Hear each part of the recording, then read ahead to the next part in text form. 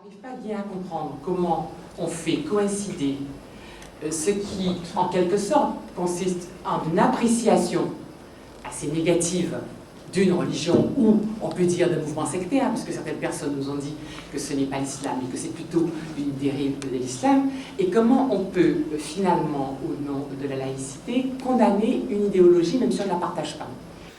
Je vais me permettre une petite facilité oratoire. Je suis un militant syndicaliste, tout le monde le sait, pendant quelques années, et je crois savoir comment on mène à bien une volonté de réussir quelque chose. Si j'étais imam, je vous pousserais à prendre une disposition législative.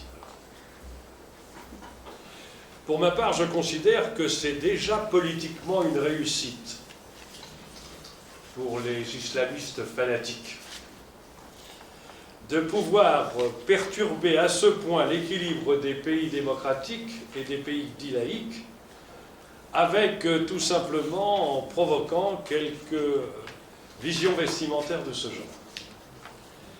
Et en tout cas, si la loi arrivait, je serais le premier à dire « Ah bon, la France, pays des libertés, pays des droits de l'homme, qui nous interdit le port de telle ou telle chose ou telle chose. » Oui, oui, c'est un retournement dialectique, mais c'est la réalité des choses. En tant que militant, je vous dis, voilà comment on dit. Ensuite, pardonnez-moi, monsieur le rapporteur, ce lien entre le voile intégral et le ramadan, vous n'allez pas nous interdire de faire le jeûne, non? Est-ce que vous venez au prochain banquet que nous allons faire, nous les libres penseurs, banquet gras, le jour où on faisait manquer maigre? Est-ce que ça va être une contrainte? On va le décider, la législation va dire on va... Non, enfin... Où allons-nous? Oui, c'est... Je comprends, moi, le problème. Ne croyez surtout pas que je suis pro-islamiste. Hein. Je comprends parfaitement... Je suis trop épicurien pour ça. Je comprends parfaitement le problème. Mais vous n'avez pas conscience que vous avez en main les moyens de faire respecter la liberté ou de la rendre attentatoire. Ça mérite quand même réflexion. Moi, je suis prêt à discuter avec Elisabeth Badinter, que je connais bien. C'est pas aussi simple que ça. La notion d'égalité entre les hommes et les femmes, faut-il aller à la discrimination positive? Non. Avec les conséquences que ça sous-entend. Avec les conséquences que ça sous-entend. Je ne veux pas, moi, sauter sur les questions d'actualité. Je vais vous parler de la retraite des femmes, vous allez voir tout de suite ce que j'en pense. Alors donc, c'est tout à fait clair. Il faut faire attention. L'égalité, pour moi, est une... J'ai eu quelques responsabilités de rapporteur OBIT là-dessus. L'égalité entre les hommes et les femmes, il est utile de vous dire que quand dans le rapport qui fut le mien, j'ai expliqué que les femmes avaient le droit d'avoir de l'argent, d'avoir un compte en banque, etc. Les représentants des Émirats arabes unis n'étaient pas très heureux. Et d'une certaine manière, les islamistes en général ne l'étaient pas. Bon, ceci étant, ils ont voté quand même et ils n'appliquent pas. On connaît le truc. Bon. Mais néanmoins, moi j'attire votre attention là-dessus. Alors ensuite, quant à la laïcité, je suis navré parce que je suis athée. Et parce que, pour même vous dire, dans le temps, on m'aurait appelé bouffeur de curé. Moi, je suis assez pourfendeur des religions. Je considère que, par définition, les religions sont des soumissions. À partir de ce moment-là, je suis contre. Et que j'essaye tous les jours, en me comportant comme un libre penseur, de faire des libres penseurs qui remettent en cause, y compris leur héritage. Je ne sais plus, on baptise bien les gens en France quand on est d'origine catholique. Est-ce que c'est pas une prise en main, là, quasiment dès la naissance? Est-ce que ça ne mérite pas réflexion? Est-ce qu'on va Est-ce qu'on va rendre l'apostasie obligatoire? Bon, il faut quand même qu'on regarde un petit peu les choses. Or, ma laïcité va jusqu'à combattre les églises. Pour autant, je ne demande pas à la République française d'être athée militante. Ou alors, je ne respecte plus l'individu. Et je vous demande d'y réfléchir en deux fois. Vous savez ce que vous allez faire en interdisant le voile? Mais ils vont les enfermer dans la maison. Quoi de plus normal qu'elles restent chez elles? C'est pas un problème, ça. Et oui, elles seront dans la maison, elles seront... Oui, et vous ne les verrez plus. Vous ne les verrez plus, donc vous n'aurez plus peur. Voilà la vérité.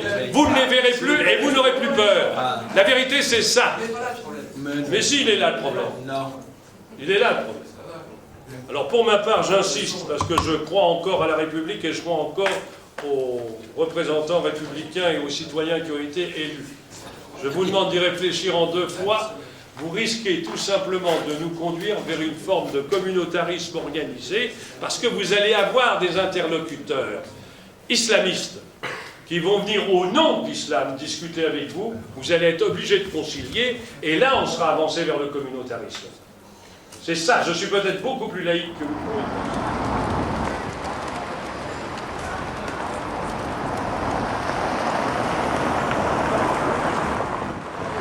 Christian, donc la libre pensée vient d'être entendue par la commission.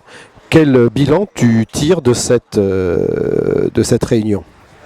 Bien, tout d'abord, nous avons été auditionnés et nous avons trouvé ça tout à fait positif, même si la représentation était assez particulière dans cette audition du point de vue des associations laïques, puisque ni la Ligue des droits de l'homme, ni la Ligue de l'enseignement n'étaient invités à cette audition.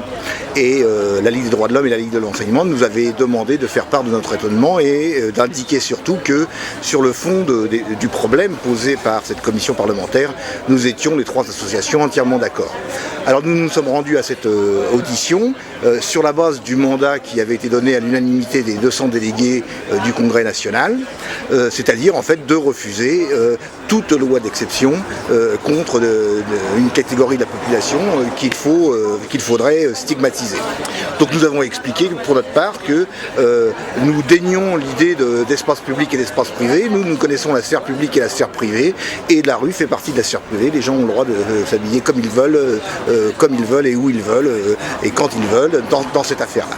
Donc nous avons rappelé la position du Congrès national et nous nous sommes prononcés contre toute interdiction, comment dirais-je, de port de vêtements religieux. Nous avons d'ailleurs constaté avec Marc que visiblement nous avons provoqué quelques émois quand nous avons dit que le problème c'était où on interdisait tous les vêtements religieux, où on n'en interdisait aucun. Et apparemment, dans cette commission, cette mission parlementaire bon chic, bon genre, on met quand même pas la robe de bure et la calotte et le cafetan et le streimel sur le même plan que la burqa. C'est véritablement une certaine catégorie de la population qui est visée par ces mesures, qui sont des mesures totalitaires et liberticides. Donc nous avons rappelé, et vous verrez ça sur le site, que notre position adoptée par notre congrès.